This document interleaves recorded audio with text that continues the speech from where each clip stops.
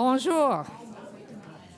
Rebonjour. Hello again, and welcome to the people who've come in recently. We're now going to start our second, the political panel.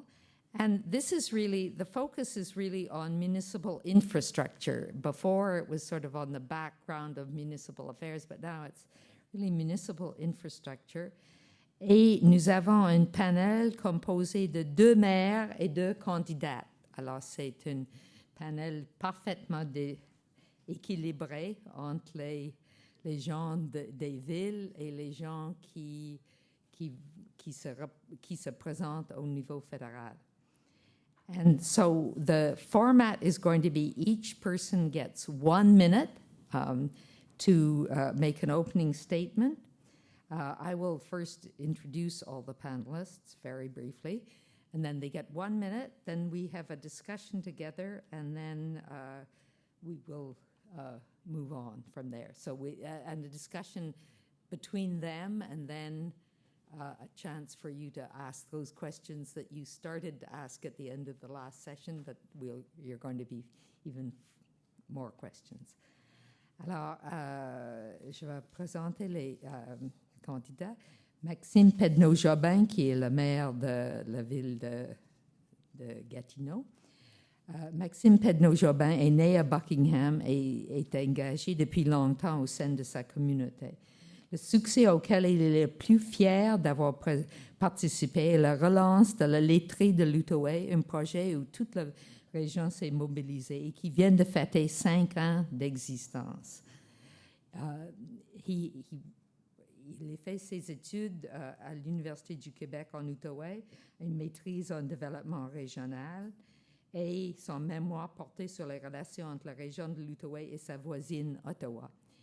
And he has a very lengthy and very impressive list of community engagement, including le membre du Conseil économique régional, le membre du Conseil d'établissement de l'école Saint-Laurent et member of the Optimus Club of Buckingham. Alors, Maire, but I'll introduce all the panelists first and then we'll go on. Mayor Barry Ivanovic was born in Zagreb, Croatia, and understands the challenges of immigrant families and the issues facing thousands of Canadians making Kitchener their new home. He's a graduate of Wilfrid Laurier University with a BA in Political Science and a diploma in Business Administration. Il a servi comme conseiller municipal pendant 6 mandats avant en 2014, quand il s'est présenté à la mairie. And Mayor Ivanovic is Deputy Treasurer of United Cities and Local Governments and is a President Emeritus for 2011-12 of the Federation of Canadian Municipalities.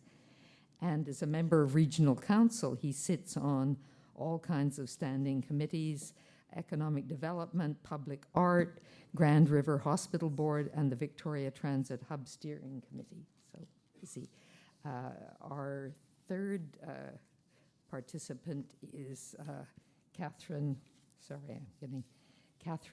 McKenna, who's running in Ottawa Centre, and she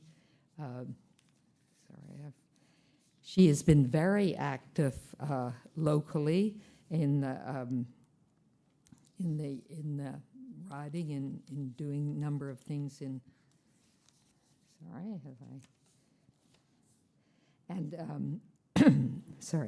And she's worked. Canadian Lawyers Abroad, the Banff Forum, which is an interesting program in finding emerging public leaders of all sorts, did work at the London School of Economics and is been very active in Ottawa Centre. And our fourth panelist is Emily Taman, who did her undergraduate at McGill, law at Dalhousie, a former federal prosecutor and a counsel at the Supreme Court, and as has been certainly reported in the press, was refused a leave of absence and decided that it was important for her to get engaged and to stand in Ottawa-Vanier. So I will now call on each of them in the same order to make their 1-minute initial presentation. Thank you. Bonjour à tous. Je vais faire ma présentation essentiellement en français, mais je pourrais faire des échanges en anglais if need be. I really enjoyed the presentations by the professors. One of the problems in politics these days is that we spend a lot more time speaking than listening. So I enjoy this listening time with people that I fear know more about municipal governments than I do. Je vais me concentrer sur l'enjeu des infrastructures, sur la question financière, parce que c'est un enjeu fondamental. C'est 40 ans de sous-investissement dans les infrastructures qu'on doit rattraper aujourd'hui. On gère 58 %, je n'ai pas les mêmes chiffres que les chercheurs, il va falloir qu'on ait un débat là-dessus, mais on gère 58 % des infrastructures, les villes, et on a 8 % des revenus en taxes et impôts de tous les gouvernements confondus. Pour moi, ce n'est pas un problème politique, le problème des infrastructures, c'est un problème mathématique. Ça ne peut pas fonctionner si cette donnée mathématique-là ne change pas. La ville de Gatineau, seulement, on a 1,3 milliard de rattrapage à faire pour pas avoir des infrastructures neuves, mais pour avoir des infrastructures qui sont à un niveau adéquat. 1,3 milliard, c'est gigantesque comme pression sur notre budget municipal. Ce que ça fait, c'est que, par exemple, ça met une pression énorme sur les autres missions municipales. Depuis la fusion de 2002, on n'avait pas mis un sou dans les bibliothèques municipales parce que l'ensemble de notre capacité fiscale s'en va dans les infrastructures. On a essayé de corriger ça au dernier budget, mais c'est rien de moins que d'handicaper notre avenir que de ne pas investir dans des services comme un service de bibliothèque, même si la dépense, elle est bonne et nécessaire dans les infrastructures. Mais ça prend de l'aide des autres gouvernements. Parce que, je le répète, c'est un problème mathématique. 58 % de la dépense, de la responsabilité, puis 8 % des revenus, c'est impossible d'y arriver. Merci. Merci beaucoup. Merci beaucoup, and I'm certainly pleased to be here and to bring the perspective of the city of Kitchener and the region of Waterloo. And to really, as a community about an hour west of Toronto, to bring the perspective of one of Canada's fastest growing economies for our country's most vibrant technology, financial services, and innovation cluster. As all of you are probably aware, FCM and municipalities have been raising the alarm about the increasing infrastructure challenges for many years. And certainly in this federal election, it's great to see all federal parties, and hopefully, and most importantly, citizens, discussing the issues of municipalities and infrastructure during the period of the election. The reality is Canada's at a crossroads. To quote FCM from a May 12th presentation to the Standing Committee on Transportation, Infrastructure and Communities, core infrastructure that Canadians rely on is at a risk. A 2012 report found that 1/3 of our assets are at risk, requiring significant investment in the years ahead. Municipalities aren't here to fearmonger about these issues. We're here to talk about what this means for our citizens in our communities and to talk about solutions. When municipalities talk about infrastructure, what we're really talking about is your roads, your drinking water, your wastewater, your arenas and community centers, and the time you lose sitting in gridlock on a daily basis. Municipalities' message to all candidates and all parties is if your party forms the next government, we need new, stable, long-term, predictable investments, and municipalities are ready to work with you. Municipalities' questions to all candidates and all parties is what new, predictable funding sources is your party prepared to commit to invest in municipalities?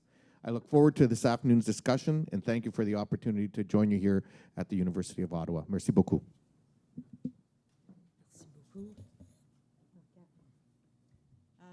Bonjour, je suis tellement heureuse d'être ici aujourd'hui. So infrastructure is actually a really sexy topic. It's a topic that I hear about every single day when I knock on doors. It's about affordable housing. It's about stopping sewage going into the Ottawa River. It's about spending more time with your family and friends and maybe even on your homework than on commuting. This is about investments in your future. Investing in infrastructure also, it's critical to a thriving economy. It's important for sustainable cities, and it's critical for a better quality of life. But right now we have a big problem. We have a deficit. We have an infrastructure deficit of $171 billion. So the Liberal Party, the party that I'm running for in Ottawa Centre, has made a very different choice than the other parties. We've listened to municipal leaders, I've listened to my mayor, I've listened to local councillors, and we've announced the biggest infrastructure investment in our country's history. We will invest $125 billion in infrastructure over the next 10 years, and that's starting immediately, so that we can address this absolutely critical deficit. And that is nearly twice as much as the Conservative Party, and the NDP is only investing marginally more. And in neither case will the money start immediately, and this is when this is when we've been told that municipalities really need it. We, the Liberal Party, will be true partners with municipalities because it's the right thing to do. It's investing in your future, and it makes economic sense. Thank you very much. Hi, everyone. I'm very happy to be here. Merci beaucoup. Il me fait absolument plaisir d'être ici avec vous. I'm really excited to be a part of this forum. I'm particularly excited. As you know, I'm standing as a candidate for the NDP in Ottawa-Vanier. And we have an exciting but also a concrete plan to invest sustainably and directly in municipalities, while at the same time ensuring that municipalities remain free to set their own local priorities. I think we can agree, based on the extent of the infrastructure deficit alone, that the relationship between our municipalities and our federal government is broken. And, I think it's really important that we have leadership on this issue, not only in terms of engaging with municipalities, but ensuring, obviously, that the cities and towns are properly resourced to address their infrastructure deficit. When you're looking at the proposals from the various political parties, and it's unfortunate, as you can see, we don't have a Conservative candidate here to address the crowd, but it is critical to consider not only what's being offered, but also the credibility in terms of whether it can actually be delivered. The NDP plan has been fully costed, as you know, and the numbers have been validated by the Parliamentary Budget Officer as well as 4 independent economists. And so in keeping with the best NDP traditions, the full details of our plan will be transparent, and it will offer Canadians a chance to decide for themselves whether this is a plan that we can deliver, and I think you'll find that we can. So thanks very much for having me, and I'm really looking forward to this discussion. Thanks very much. And I thought we'd get the discussion going, but I'm going to suggest a question, but people can ask questions across the 4 panelists as they want to. But I had a first question that I thought is, what do people see as the role of municipal infrastructure? Quel rôle que ça joue les infrastructures au niveau municipal? Je crois qu'on en parle autant parce que c'est un rôle fondamental à plusieurs égards. Si les infrastructures sont en mauvais état, c'est une question d'environnement. Juste la gestion de l'eau, on ne peut pas prétendre améliorer l'environnement si les infrastructures municipales ne sont pas au rendez-vous. Puis il y a la gestion de l'eau, mais aussi c'est un enjeu de qualité de vie majeur. On parle de sport, loisirs, culture, des arts. On a besoin d'infrastructures, parce que pour moi, les infrastructures, c'est aqueduc, égouts, asphalte, mais c'est aussi des centres sportifs, des centres communautaires où les gens se rencontrent, les gens se voient, où il y a une vie de la communauté. C'est pour ça que c'est si important, c'est que ça touche tous les aspects de notre vie. Je n'ai même pas encore parlé d'économie puis de congestion routière. C'est pour ça qu'on ne peut pas parler de développement d'une communauté, d'une ville ou d'un pays sans avoir les villes qui sont assises comme partenaires auprès des autres gouvernements, parce qu'on joue un rôle central. Nos infrastructures jouent un rôle central dans la vie de tous les jours. Yes, well, just to pick up on that, I mean, one thing that I found really interesting in the course of canvassing and knocking on doors is the extent to which, the real issues that people raise again and again are issues that really do relate to municipalities. And so, I think there's been a tendency in the past to suggest, that federal representatives would say, well, I'm sorry, but that's a municipal issue. And I think there's been a growing sense that the reason that people are finding that there's serious deficits in terms of, and I have to say I completely agree with what Mayor Pedneau-Jobin was saying, that the role of municipal infrastructure, it touches every aspects of our lives, and probably in more profound ways than most of the types of issues that are addressed at the federal level. And so it's important to have leadership, and also just going back to a time where we can have an engaged and rational dialogue between the federal government and municipalities, and proper resourcing to ensure that this deficit can be addressed. Well, so I would say the same as Emily. When you're running, I mean, you really get it head on. In Ottawa, I don't know if you know this, that we have wait lists of 5 years for affordable housing. We have 50,000 people a month who rely on the food bank. Why? Largely because at the end of the month, after paying their rent, they can't afford food. We know that we need the second phase. We need better public transit, so we're talking now about the second phase of light rail transit, which will hopefully make people's lives better. Something I've talked about is the need for better and safer cycling paths, both for commuters, but also so that people can get out and enjoy our community. So these are municipal infrastructure is about how do we improve lives? How do we have sustainable cities? How do we have the quality of life that we want? And I think Mayor Jobin made an excellent point. Municipalities own 60% of all infrastructure, but they only receive 8% of Canada's tax revenue. So it's completely unsustainable. And I do think that this is where the federal government has an absolutely critical role. And people talk about the federal government being completely removed from people's lives. But the way we see the federal government is it has to be a partner, and that we have to tackle these issues, that it's not acceptable that people can't have proper roofs over their heads. It's not acceptable that people are spending so much time commuting. And so that we can actually have a real impact by working together on addressing our municipal infrastructure deficit.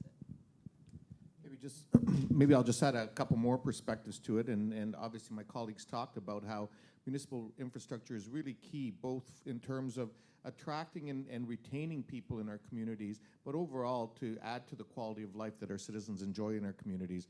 And it looks after the services and facilities that are important to our citizens. So in Kitchener's case, as an example, I mean, we have approximately, on 2012 numbers, $4.5 billion in infrastructure assets.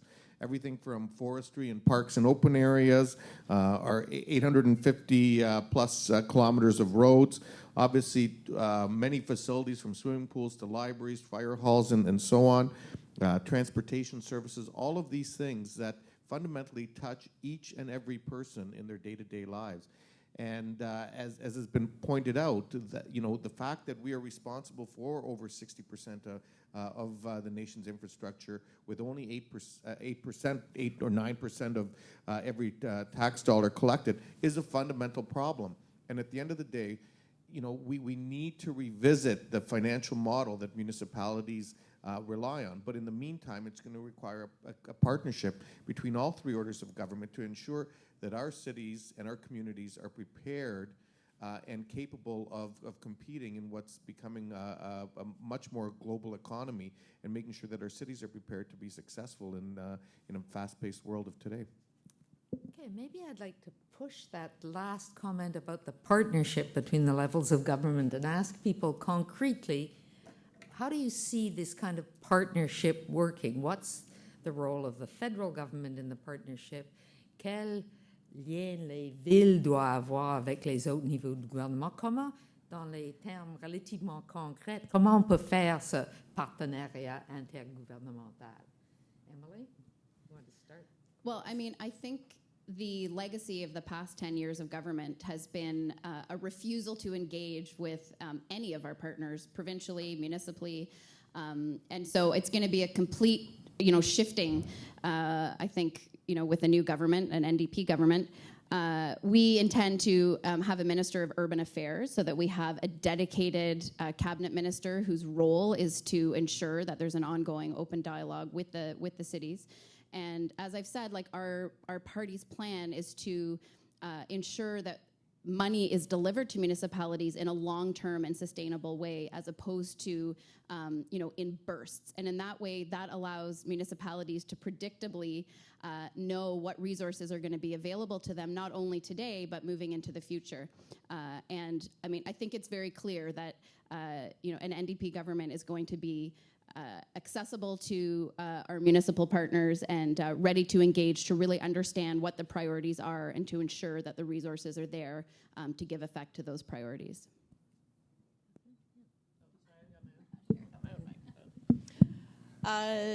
So, I mean, I think the most important thing, when you're going to have a true partnership is that you listen to your partner. And obviously most of these, when we're talking about housing or cycling paths or LRT, a lot of those are at the municipal level. And so we need to actually sit down with our mayors, sit down with the councillors, sit down with community groups and actually understand what the needs are. The needs should not be driven by Ottawa. And that's a really important point. And I'll give you an example. So the Champlain Bridge, who knows the Champlain Bridge? Yes, okay. Who doesn't know? Who's ever waited on the Champlain Bridge? A lot of us. I've been stuck there. So with the Conservative government, they decided, you know what? They would invest in the Champlain Bridge, but only if there was a toll road. And for a number of reasons, that wasn't what the municipalities wanted, that there were a lot of problems with this approach. And this is the way the Conservatives have approached relationships. Yeah, you might get money, but it's going to be on their terms. And it just can't work like that. So take housing. It's something I care very passionately about. We're going to have a national housing strategy, but we also are going to be, and that is going to be in response to what we've heard from, different levels of government. Municipal government plays a huge role in that. But also, when we talk about what funding is going to be there, it's going to be up to the municipalities to determine where the money should go. And I think that's really, really critical.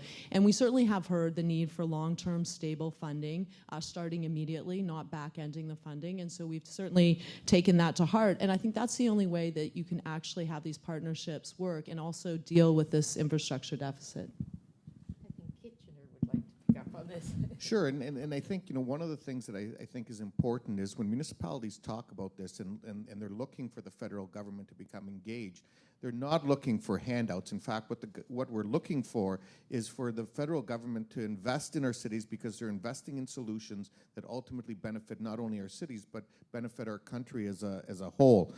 When I think back to when the current government, for example, came into power, the late Jim Flaherty, early on in his mandate, made the reference that the federal government has no business fixing the potholes of the nation.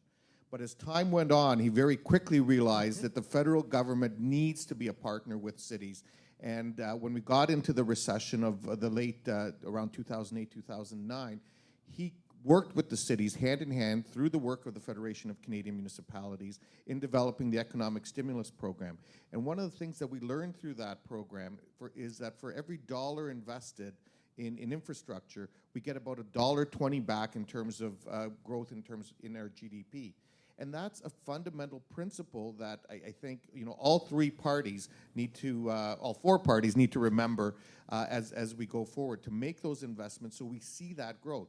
I mean, there's been much talk about the fact that our economy continues to struggle. I mean, we're in a slight recession, as we know right now, and if we want to turn that around, the way to do it is make these kinds of critical investments so that we can prepare our cities to compete globally in the future.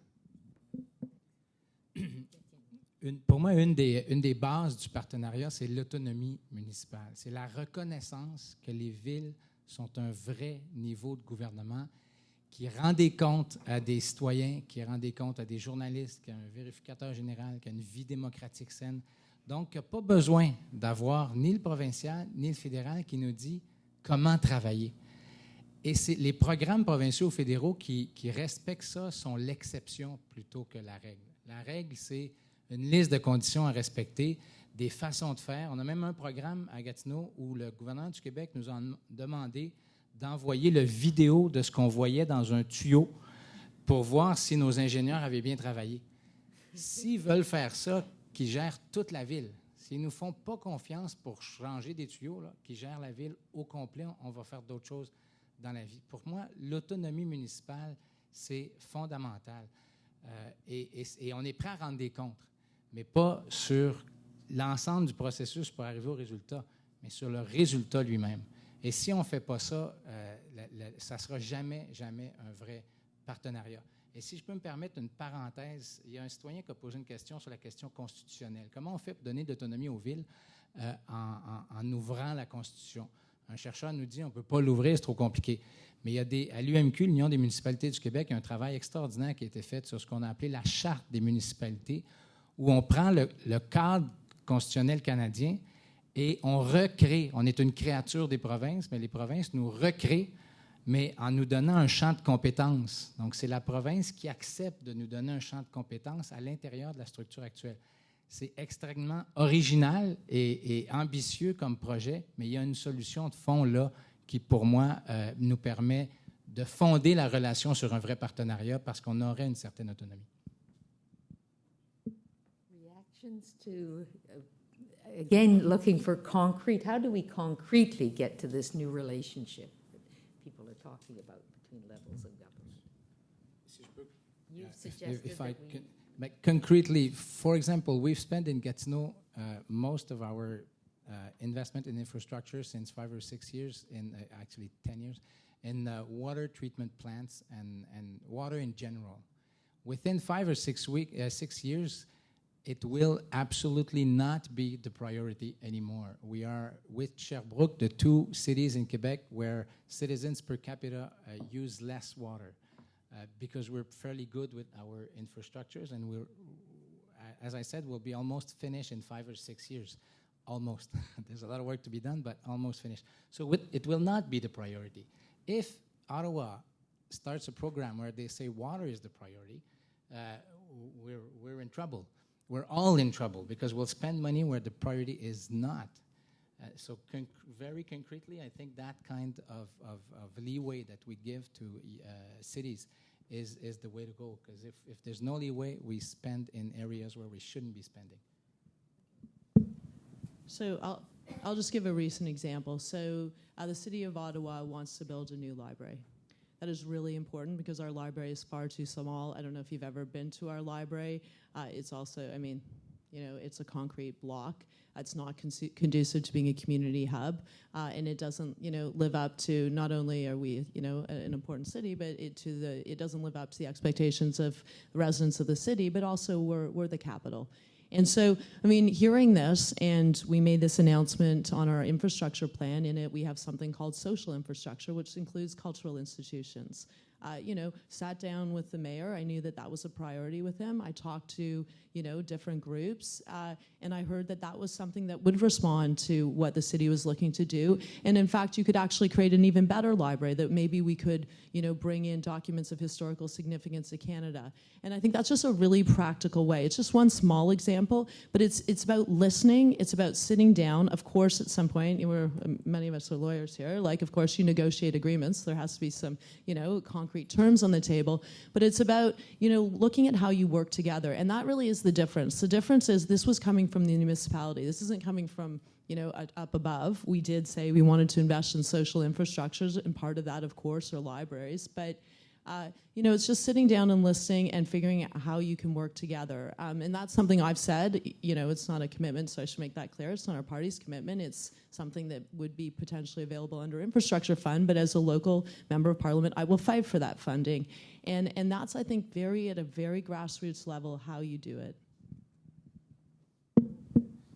Thanks. No, I couldn't agree more in terms of the importance for allowing municipalities to set their own priorities, and that, you know, funding shouldn't be on a strings attached project to project basis. There needs to be stable funding for municipalities to then look to what their own priorities are, but then look also to the government to how we can have effective and meaningful partnerships and what role we can play in assisting municipalities in delivering on those priorities. I have to say I completely agree with Catherine about the library. I've been lucky enough to visit the Halifax Central Library, and it's absolutely visionary and beautiful. And when you look at the Halifax Central Library and you look at the Ottawa Central Library, I don't think it's controversial to suggest that, you know, that's the type of project. And what's interesting for us, you know, being in the National Capital Region, is that I think we do have increased opportunities for cooperation between the municipalities and the federal government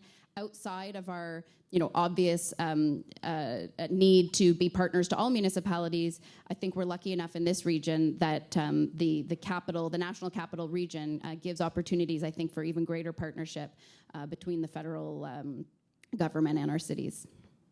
I think if I can just add a little bit, if we think about this, all the parties are talking about ways of better engaging with local governments to make some of these changes happen, and that certainly is going to be important in terms of the listening, the dialogue, and so on.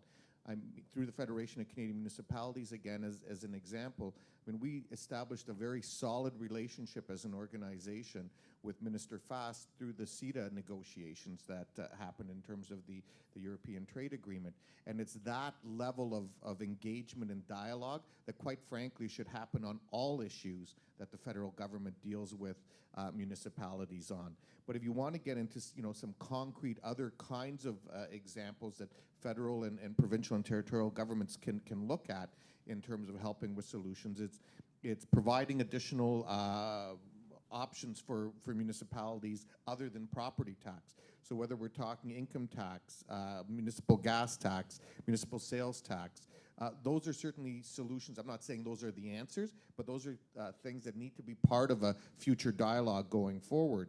When we talk about sustainable funding transfers, we want to make sure that they're done on a per capita basis and they're sustainable, not one-time funding. One-time funding is fundamentally not a good solution in the long term for municipalities. All it does in many instances is create periods of high construction inflation that mean we can actually get less work done for every dollar that we get during those time periods. And so we want to see more sustainable solutions going forward. And then on things like new regulations coming into place, and I use wastewater as an example, don't put new regulations in place without having a funding program in place that's going to support municipalities in working in partnership with you to make those new regs work. All of that is key going forward.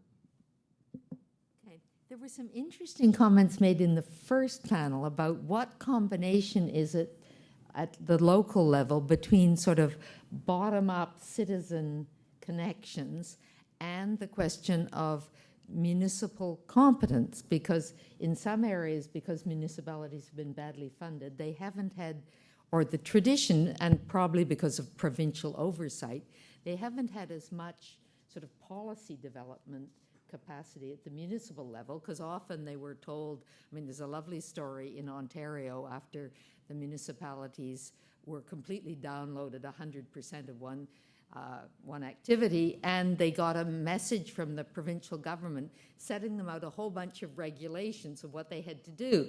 And the person at the municipal level answered back and said, "Excuse me, is this the program we're now 100% responsible for this program?" And the provincial person said, "Yes, and these are the rules you have to follow." And the guy said, politely, he said, "Take back your stupid memo, because if we're 100% responsible for this, you don't tell us what we have to do. We can do it." But I think there's been, so I'd like to hear people's sort of discussion about what is it the local capacity of people to raise their own problems at a local level, but is there also a capacity of municipalities being able to better plan? You were talking about saying that water won't be a solution in. So how do you see the combination of building leadership from the top of the municipality, but also building on that democratic sense of, you knock on people's doors and they say, "Well, I'd like you to fix my bus my bus route in the morning because it's really a pain in the neck." I'd like to hear how people see the juggling of that if we want to increase municipal capacity. Il y a un livre qui est assez extraordinaire, qui est devenu un de mes livres préférés, puis je dis bien humblement un de mes livres préférés, c'est « If Mayors Ruled the World ». Benjamin Barber. Et il y a là-dedans toutes sortes d'exemples où des maires ont pris un dossier, puis ça peut être la lutte à la pauvreté, ça peut être l'itinérance, puis ils ont décidé de s'en mêler sans la capacité fiscale de le faire, et sans l'autorité légale de le faire. Ce n'est même pas leur champ de compétences, mais c'est un problème dans leur ville. Et pour moi, c'est ça qui doit émerger. C'est qu'il y a des maires qui, un peu partout, s'attaquent à des dossiers et on doit reconnaître que dans certains cas, ils sont les meilleurs pour agir. Je parle d'itinérance. En itinérance, là, les itinérants, ils sont à Gatineau, à des endroits précis. C'est nous qui sommes pris avec cette réalité-là. J'allais dire le problème, c'est une réalité. C'est pas, mais nous, on est face à ça, mais on n'a pas l'argent pour s'y attaquer. On n'a pas la compétence de contenu, là. On n'a pas d'experts en itinérance à la ville. Il faut qu'on donne ça aux villes. Pour moi, il faut reconnaître que l'autonomie municipale et un changement à la fiscalité municipale, c'est la solution pour que, justement, des solutions émergent de la base et permettent à tout le pays de s'enrichir et de mieux s'attaquer à des enjeux fondamentaux comme la pauvreté, par exemple. Well, and I think that as we move towards a more constructive dialogue that allows municipalities to set their priorities, it also means I would hope that there would be a freer discussion among the partners wherein the municipalities will know where their own expertise lies and where they may have deficiencies in their expertise for various reasons, potentially due to what we were talking about, where everything has been imposed on the municipalities to the point where they haven't been able to develop the capacity perhaps in that particular area. And we need to be open to hearing from municipalities in terms of where they do have the expertise and where perhaps they need more assistance on the policy side. But that's presumptuous to assume that the federal government would necessarily even have those competencies. So it's a question of, I think as a freer and more open and respectful dialogue can emerge, that both parties might be more prepared to acknowledge where they do and don't have the expertise, or where there can be a marriage between the two, the expertise in terms of the realities in your city. And then, perhaps the federal government has a role to play in building from the experience of other municipalities, and that, that type of dialogue can emerge. And as predictable long-term funding becomes more available, perhaps that will also assist municipalities in building those capacities where they may currently be deficient in some cases. So I'm a huge fan of innovation, and innovation can't happen if everyone's in their little box and everyone just says that we can only do this little thing. And even when I go to doors, people say to me, what's the biggest issue? Well, the biggest issue you can probably guess is a change of government, but the second biggest issue is, this infill, or it's the traffic's going too quickly. And what do I do? And this is not to toot my own horn, but I just sort of have an agreement with our local councillors. I say, you know what? If an issue comes up that's a local issue, do you mind if I email you, copying the person, and just saying, hey, can you, this is, one of your constituents, they have an issue, and, this is a great, councillor, they'll be able to help you. But I think that's not a direct answer to your question, but I think this idea that, of course, people are going to have expertise in specific areas that may be outside of their direct area of responsibility, and we need to recognize that. And if we don't do that, because we're going to miss opportunities to tackle really complex problems. We now have urbanization, so things have totally changed. The way cities were structured or imagined, 100 years ago, 50 years ago, 20 years ago, it's just so completely different. And if we don't allow for this innovation, for cross-pollination, I don't know if that's a word, I don't know, the university framework, maybe I can use it, but if we don't do that, we're really not going to be able to find solutions to problems. So somehow we have to sometimes get a little bit over ourselves. And, as a lawyer, we like talking someone, constitutional law, we could say, okay, everyone's got their little box. But real life problems, people don't care about their little box. They don't care about levels of government. They just want their problem solved. And I think that that's where there really is an opportunity, and not always getting so hung up about who's responsible for what, but just figuring out how do we fix people's lives, fix problems that affect people's lives.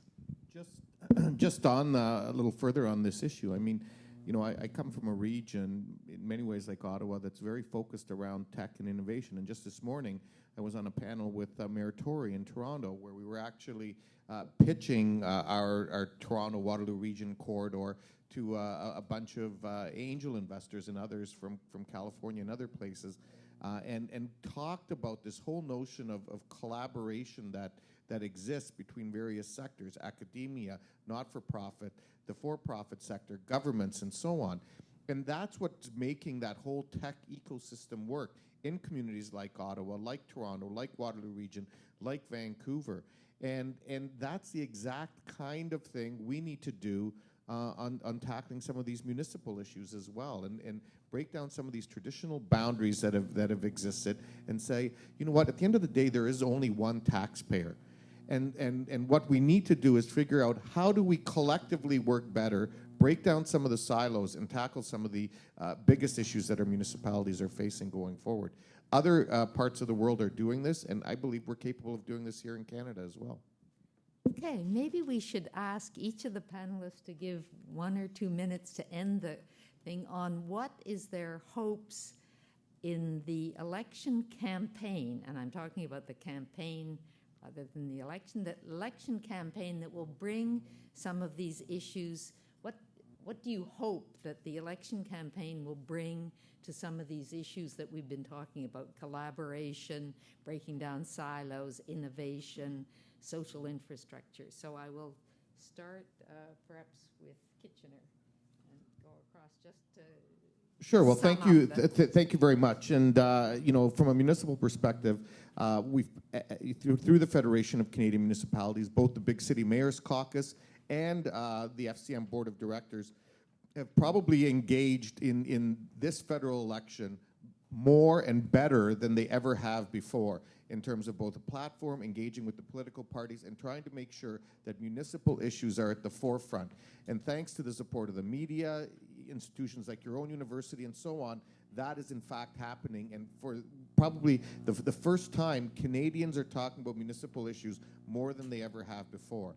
From a big city perspective, obviously we're focusing on 3 areas: investments into public transit. The reality is a modern economy needs modern 21st century transit systems.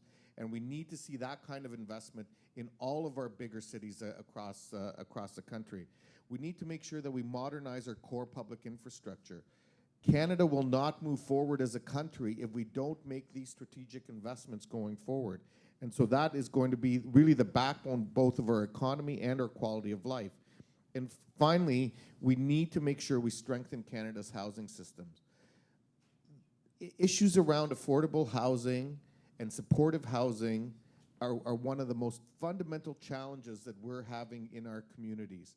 And if we don't start seeing both orders of government, provincial and federal, we're talking about federal right now, come to the table and work more closely with municipalities to tackle these challenges, we're going to have some real big problems going forward. There's other areas that are important as well. I mean, the environment and sustainability are obviously key. I mean, COP21 is coming up later this year.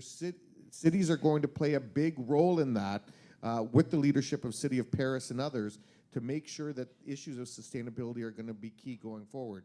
And obviously, finally, you know, community safety and those kinds of initiatives continue to be a priority for our citizens as well.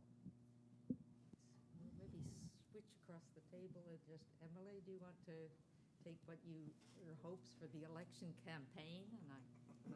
Well, I mean, I think from the perspective of a candidate, what's energizing in terms of the campaign itself is just getting an opportunity to hear from so many people living in our community. And, you know, in a riding like Ottawa-Vanier, for example, it's an incredibly diverse riding in terms of it has, you know, dense urban areas, it has, you know, areas to it that are more suburban, it has, you know, diversity of income, and so priorities are different in different parts of the riding, and it's very interesting to hear, you know, the extent to which, you know, the urban agenda is dominating to a large extent the concerns that people have, leaving aside, as Catherine alluded to, the bigger picture, you know, change that people are looking for.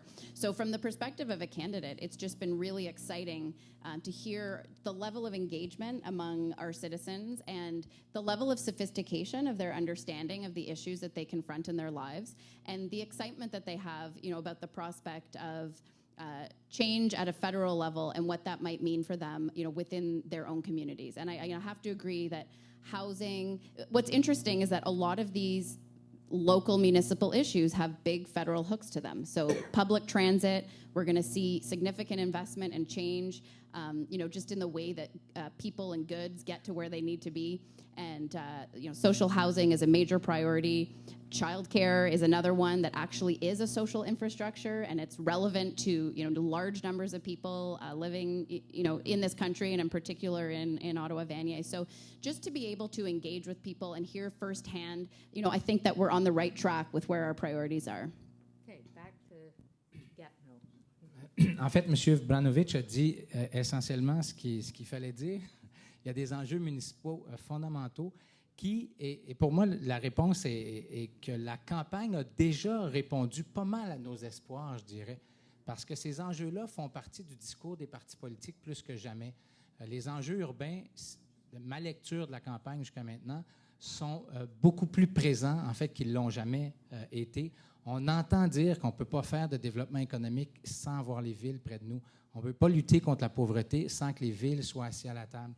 On ne peut pas améliorer l'environnement sans que la contribution des villes y soit. Ça, pour moi, c'est un changement qui est extrêmement important dans la campagne qu'on vit présentement. Puis je veux remercier les organisateurs, les organisatrices de l'événement d'aujourd'hui, parce que ce genre d'événement-là nous permettent d'atteindre cet objectif-là. Donc, merci. So what do I hope for this election? Alors, j'espère qu'on a une conversation honnête. I hope that we have honest conversations. So I want to talk about deficits. I hope we have an honest conversation about the infrastructure deficit, which is $171 billion. We have a jobs deficit. We've got a lot of young people here. We need to address the jobs deficit we've got. And the only way we can do that is actually by running a short-term deficit. And I know that this may seem, that we can't talk about this, that it's forbidden to talk about deficits. But the way we are going to make these much-needed investments in infrastructure, in jobs, in the things that will really improve people's lives is actually running a short-term deficit. You have to pay for these things somehow. And right now we're in a recession. It's very cheap to borrow. This is the time to make investments in our future to improve people's lives. And that's what I'm hoping for in this election, that at the end of this, we get a government that's concerned that everyone has a decent roof over their head, that sewage doesn't go into the Ottawa River, that you guys have a decent job, and that we have the quality of life that we want. And I really believe that better is possible, and I think we have a real opportunity in this election to prove that. So on behalf of all of us, I'd like to thank the four panelists for what's been a very interesting discussion.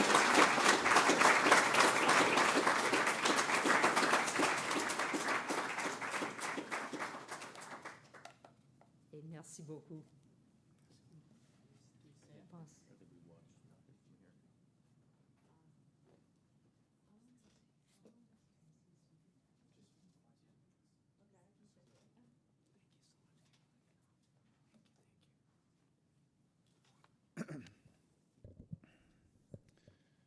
Hi, everyone. I'm Kevin Page. I'm the Jean-Luc Pepin Research Chair at the University of Ottawa. And I have the distinct pleasure and honor to introduce Mr. Maire Nenshi, the 36th Mayor of Calgary. And before I do that, maybe just a few words as to kind of how this came about. A few months ago, Sahir and I were asked by the Federation Council of Municipalities to come speak to big city mayors.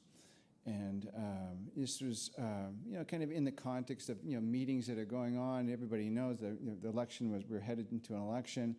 And, with the discussions we're having, obviously, with the Federation, the Council of Municipalities, we're on funding issues, because that's what Sahir, myself, and Helena do at the University of Ottawa, public finance.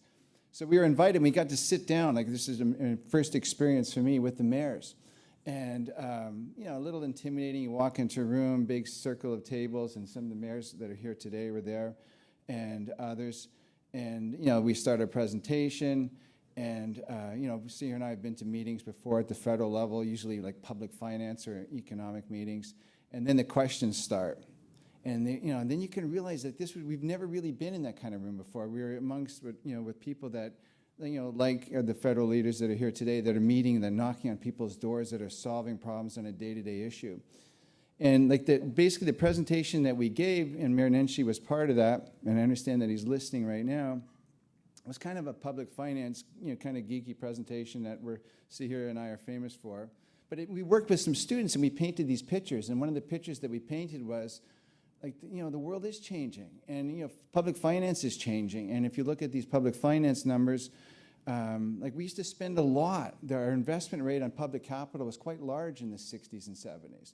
And, and then it really fell off in the 80s and 90s when we started running these big deficits. And then, we kind of had a little bit of surge once we balanced the books. And then, we had a little bit of a peak around the stimulus in 2009 and 10, and then it just fell off. And notice, like, if you look at the growth numbers, and there's a lot of discussion even in this campaign, that our economy didn't grow in the first 5 months of the year. And if you start looking at the investment numbers, we didn't have any new investment in Canada, private sector investment, for a few years going into 2015. And the public sector investment fell off. And we got wrapped up with austerity and trying to balance budgets. We've heard from people today about the size of infrastructure deficits and how big they are. We've heard from our research panels and from the mayors, like, they don't have the resources, and they depend 40% of the resources they depend on to come from other levels of government. And even novel ideas about changing the relationships, new visions, better relationships, maybe more independence, for the mayors, for municipalities, but in more collaboration. But we have to deal with this issue. So, after this meeting, we got to sit down with Mayor Nenshi and Mayor Robinson from Vancouver, and so here we're having lunch, and then again back to these practical conversations. And one of the things that kind of inspired me from Mayor Nenshi, he's a very inspirational person, was that he says, Kevin, I believe in evidence. Like, you need to put the analysis in front of us. We can deal with it. We can deal with these issues, because we started talking about what's the Fed's got the fiscal room. You don't have any fiscal room. We should be transferring more monies to you folks. And so it was again, in typical Mr. Mayor Nenshi's fashion, he started to inspire. So he is a well-educated man. Calgary, unfortunately, not University of Ottawa, even Harvard, famous schools. He was a business prof. He's a young man. So again, I'm looking at the room. We have all these young people in the room. So if you're looking for inspiration, iVote-jeVote is all about inspiration, getting engaged for politics. You've got real leaders at this table. They got engaged for all the right reasons. Even in some cases at potentially career, a risk.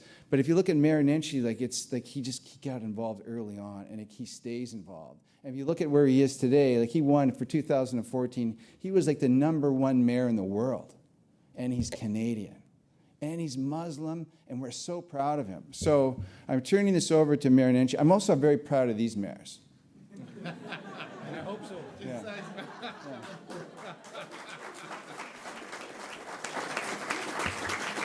But I didn't get to introduce them. That was the problem. I have to introduce Mayor Nenshi. So over to Mayor Nenshi. Then thanks to Facebook for organizing this, which is the future. I understand he was listening to me, so he's probably going to be blushing or something.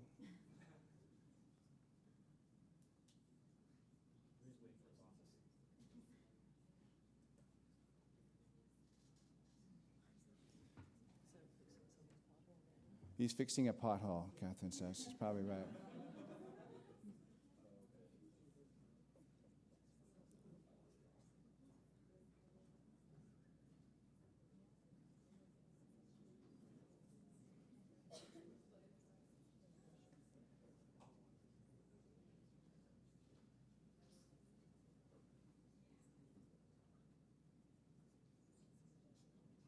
These are the moments that always seem actually longer than they should be somehow. Time is relative, I think. This is where you pause for station identification. Yeah. Yeah. No jokes? I don't think I have any city jokes. Yeah. Yes. Okay, so next few events. So again, getting inspired by the mayors today. Actually, tomorrow we're going to have just a luncheon panel on defense issues, because guess what? We haven't solved too many defense issues. But we're going to but next week, starting on Monday, Dr. Suzuki is going to be here to talk about science and the state of science. We're going to have panels in front of the Green Wall to talk about science issues. We're making contact. And I want to say that you are very lucky, because you, of course, are with Maxime and Barry, who are, of course, the very best mayors in Canada. Thank you so much to Facebook. This is my first time attempting to do live video with Facebook. So welcome to all the Facebook fans following along, and of course everyone at iVote-jeVote à l'Université d'Ottawa. C'est vraiment mon plaisir d'être avec vous aujourd'hui, mais je suis très désolé que je ne peux pas être avec vous en personne à l'Université d'Ottawa. Apparently there's an election going on, and you know, usually when there's an election going on, those of us in Calgary, you know, don't really notice there's an election going on because nobody ever comes to visit.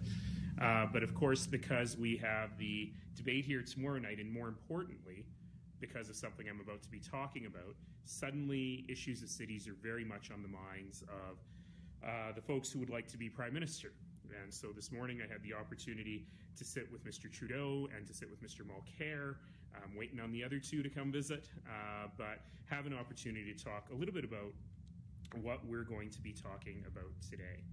Now, you spent the day, obviously, listening to some very big brains, much bigger than mine, on these issues, and I'm not going to try and match them with their intellectual firepower, and I may be covering some of the same ground, and I apologize for that, but I think this is very, very important, and it's important that we're having this conversation now in this federal election as we are making very important choices about the kind of Canada we want, the kind of nation we deserve, the kind of world to which we aspire. Over the last year or so, Canadian cities have really been speaking with one voice about the need for us to have, at the national level, a new focus on the future of Canada, indeed a new focus on cities. When the Canadian Constitution was first promulgated in 1867, it was based on the notion of a truly agrarian society. Today's Canada is one of the most urban societies in the world. You strip out places like Singapore and Hong Kong, and we're right at the top of the league table. It reminds me of a story. When Jim Prentice became the Premier of Alberta, for those of you not familiar with that name, that was the fourth Premier I've had in my 5 years as Mayor. He came to make a major speech right when he was first named leader of the Progressive Conservatives and Premier Designate. He came to make a big speech at the Alberta Urban Municipalities Association. Let me say that again, the Alberta Urban Municipalities Association. It was actually a great speech. It was a speech about municipal government, about partnering with municipal government. But in so doing, behind him, he had beautiful, beautiful scenes of Alberta. And they were the scenes of the Alberta and the Canada that we love to talk about. They were scenes of wilderness and grizzly bears and canoes and mountains and lakes. I think there might have been a beaver. There were definitely trees. There may have been a canoe. And in all of those scenes, there was no scene of a place where Albertans actually live. There was no scene of a city. There was no scene of the arts and culture and innovation and economic growth and all of the stuff that happens within Canadian cities. And we as Canadians love to rely on the images of wilderness and mountain and moose and canoe when we're talking about ourselves. But the reality is that 80% of us, and growing, live in cities. The reality is that cities contribute 72% of our GDP. And people have heard me say this before, and I'll say it again. City issues are Canadian issues. Whoever gets cities right, whoever figures out how to fund the LRT in Ottawa, whoever figures out how to fund transit in Toronto and Vancouver and Calgary and Edmonton, well, that person gets to be Prime Minister. That's the political reality that we are facing right now. It's not just a matter of mayors saying it's true or people believing it's true. We currently have a federal government that spent years looking for its majority in the province of Quebec. It didn't find its majority in Quebec. It found its majority in Toronto, in Vancouver, in Winnipeg, in Ottawa. This is the important thing to understand, that it's not just the right thing to do in the real world, it's also the right thing to do in the political world to get cities right. So it's time that we all recognize that cities are the drivers of jobs in the economy. We're not the passengers. A stronger economy means a better quality of life for everyone. And what better time to have that conversation than right now? Let's be clear. If a political party does not have a serious plan for cities, it means that political party does not have a serious plan for the economy. It means that political party does not have a serious plan for jobs. It's not about what I want. It's not about what Jim Watson or Barry Verbanovic or Maxime Pinot-Jobin want. It's about what Canadians need. It's about what the country needs. And it's time for us to strengthen the things we can control. It's time for us to invest in proven job creators: transit, housing, infrastructure. Investing in those things allows us to be resilient. It allows us to withstand forces that Canada cannot control. And we, in this order of government, are offering our hands as partners. Partners with solutions to help solve the greatest problems that our country faces. If you do one thing today, people of Ottawa, people in Ottawa, people who know the federal government, who aspire to work with the federal government, I have one tiny thing to ask of you. Let's banish one phrase from our vocabulary. And that phrase is levels of government. There are no levels of government in this country. There are no junior and senior levels of government. There are governments that have all the money, hint, not cities. There are governments that provide all the services, hint, cities. But these are orders of government. We're all elected by the same people. The Premier doesn't like it when I remind her that I received more votes in the last election, in my last election, than all the MLAs in Calgary combined, government and opposition, received in the last provincial election. The same people are voting for us. The same people are imbuing us with the credibility to be able to answer their questions. That's why the different orders, not levels, of government need to be able to work together. Look, I am super proud of what we've got. I am super proud of what we got. This year again, Calgary was ranked by The Economist as one of the top 5 cities in the world in which to live. And what's even more extraordinary than that, in this country that too often lacks a coherent urban policy, 3 of the top 5 cities in the world were Canadian cities: Vancouver, Toronto, and Calgary. We have had tremendous success. It is amazing what we've been able to build given the constraints under which we operate. But Canadian cities can no longer be afterthoughts. Because while we're driving the economy, there's grit in them gears, and it's getting worse. Specifically, we as Canadians need to use our voices. We need to use our voices to tell all the parties, every person aspiring to be Prime Minister, that you need a serious plan. I don't need to tell you what Canadians' priorities are. Just look at how we spend our money. Statistics Canada, which apparently still exists even though there's no more long-form census, has shown that Canadians spend nearly half of their income. We spend half of our income on 2 things: housing and transportation. Clearly, these are our priorities. And what I'm asking for is not a handout. Too often, mayors are seen as though they are going to those other orders of government, cap in hand, saying, "Please, sir, may I have some more?" But what we're really talking about is a little tax rebate. Let me explain. You've often heard that of every tax dollar you spend, 8 cents goes to your municipality. The other 92 cents goes to the federal and provincial governments. And with those 8 cents, we provide transportation. People drive buses. People take away the trash. People mow the lawns in parks. People invest in arts and culture and all the things that make a community worth living. People are the first on the scene when there's a crisis or an emergency. And people give us a gift that 1 billion people in the world don't have. And that gift is that in this city, there are 500,000 buildings. And in every one of those buildings, there is a small miracle. And that small miracle is a tap. A tap that you can turn on, and fresh, clean, healthy water comes out. Water that doesn't make your kids sick. 1 billion people in the world don't have that. And it's because of our municipal governments that we have that. It's because of our municipal governments that when you flush your toilet, it goes somewhere. And it's not released into the environment. Yes, it's true, we mayors spend a lot of time talking about poop. But if we didn't, imagine the alternative. These are the things we do with 8 cents.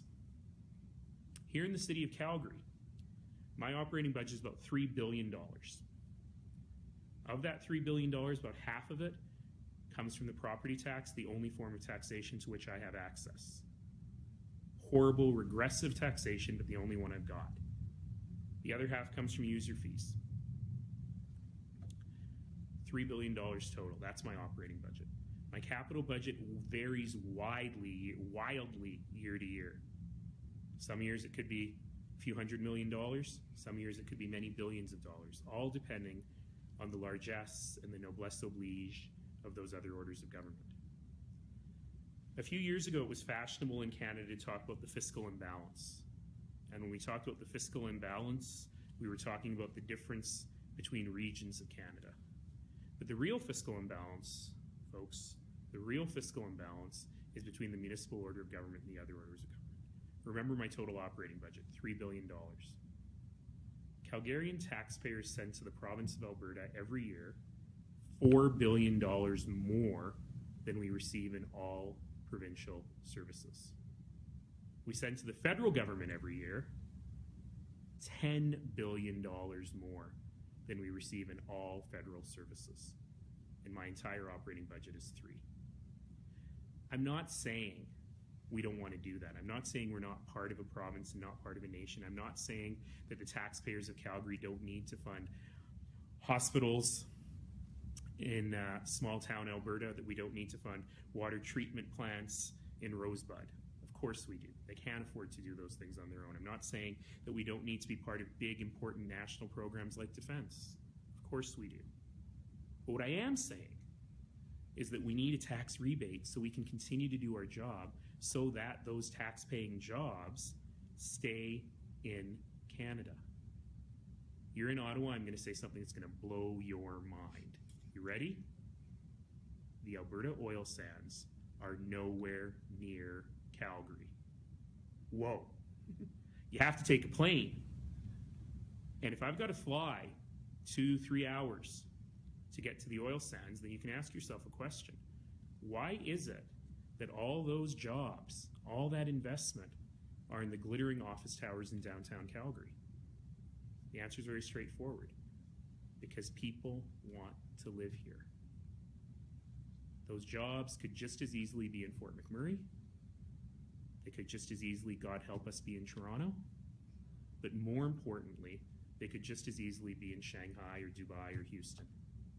They're here because the companies can hire staff here, because people want to live here, because talent in the world is attracted to great cities. So if I can't reduce congestion, if I can't provide a public transit system that works, if I can't give people an amazing quality of life in this city, yes, with clean water 24 hours a day, 7 days a week, 365 days a year, those people aren't going to want to live here. And if they don't want to live here, all those jobs in those glittering office buildings go away. That's what we got to face. And to be fair, we're seeing very positive movement in this. This current government has indexed the gas tax fund, one of the most important things that any government has done for Canadian municipalities. They've created a dedicated transit fund, and we've asked for years. Canada was the only G7 nation to not have a permanent federal role in transit. We've got it now. Calgary's getting $1.5 billion to build LRT out of that fund. It's a big deal. From the other guys who want to be Prime Minister, good promises to match, to exceed current funding in important areas. Very quickly, let me go through the three main areas. First is reducing congestion, cutting people's commutes. Congestion costs the country billions of dollars every year, according to the C.D. Howe Institute. In the GTA alone, in the Greater Toronto Area alone, $11 billion per year in lost economic activity due to congestion. That's the entire turnover of Canadian Tire. And it's lost to the economy every year. It's lost because cars are parked on the 401 instead of being parked in front of their offices or in front of people's homes. Congestion robs people of life. It robs them of the quality of life. It robs them of economic productivity. It robs them of time with their families. Relieving that pressure and reducing congestion means a huge benefit to the economy. It's an economic strategy. It's not a transportation strategy. And of course, the way you reduce congestion is you invest heavily in transit, especially in our big cities. We have to do it. Number 2, housing. People in this nation deserve a decent place to live. When you're working and you can't afford a place to live, that means we're doing something wrong. We've got to protect and increase the supply of affordable housing. We've also got to make sure that everyone has an opportunity, whether it's as a first-time home buyer, someone entering the market as a renter, someone who requires subsidized housing, that all of these people have the option to have a decent place to live. Again, it's not a social strategy, it's an economic strategy. Businesses, even here in Alberta, even during an economic downturn, continually tell us the hardest thing they've got to do is attract and retain talent. Even with unemployment rising in Calgary, if you go to Canmore today, you will see stores with handwritten signs on their door that says, due to a shortage of labor, we have to close early today. We're no longer open for lunch. Because people can't afford to live in that town. They cannot get staff because the staff cannot find housing. Startups can't make it through the first lean years if entrepreneurs are worried only about their huge mortgage payments. Analysts from the Bank of Canada have called the high price of housing plus household debt the biggest domestic threat to the Canadian economy. And we're not talking about it. Has anyone talked about housing during this federal election? We have to continue to have this discussion. And finally, everything else. That dirty word infrastructure, and you've been talking about it all day today. Repair of crumbling roads and bridges and sewers and rec centers, creation of new infrastructure, it all matters and we have to do it. Give you a couple of real quick examples of this. Calgary's growing. Even in this economic downturn, we're growing. 35,000 people a year on average. Since I've been mayor, we've added 165,000 people to Calgary. Third largest city in Alberta is Red Deer. I have added 1.5 Red Deers to Calgary since I've been mayor. Well, I haven't done it, but they've moved here. We've added them since we've been mayor, and this is putting huge pressure on the city finances for capital spending and operating spending. There's a whole other discussion about the broken fiscal system for municipalities. I won't get into it now, but I will say we need to continue to invest. I need to expand the Bonnybrook wastewater treatment plant. 327,000 more people are coming, and here's a rule of life that never changes. Everybody poops. Everybody poops. So I got to be able to handle 327,000 more people's poop. $700 million. One expansion to a wastewater treatment plant. I'm going to double my LRT system in Calgary, build the Green Line all the way from the north end of Calgary to the very south end of Calgary, 40 kilometers long, $4.5 billion. Kids need to learn to swim and skate and play soccer. 4 new rec centers in Calgary, $480 million. Every interchange we build on a road costs between $70 and $100 million. So how do we do it? We can't do it through the property tax. It's just not possible. Property tax is stable, but it's not responsive to growth. It's unfair to people on fixed incomes. It's regressive. Can't rely on ad hoc episodic grants from provincial and federal governments. It's irrational. It's unsustainable. So yeah, I'm calling on the Government of Canada, whoever the Government of Canada is in October, to raise your game, to engage in a real partnership with cities to make our success a national priority. And the good news is we're having that conversation. The good news is I had 2 party leaders in my office today, not trying to convince me that I should love them, but talking about really important issues of infrastructure. So we're getting there. Folks, if you want to be Prime Minister, the path to being Prime Minister runs through the hearts of Canada's cities. The path to a majority government, if I'm allowed to use those dirty words, runs through Canada's cities. Nobody will be able to be Prime Minister without the backing of millions of urban voters across Canada. And the way to get those urban voters is to focus on what they need, what all Canadians need. Cut the commute, ensure everyone has a decent place to live, invest in infrastructure. 3 points, real easy, let's get her done. Thank you all, thank you for the opportunity to spend time with you today.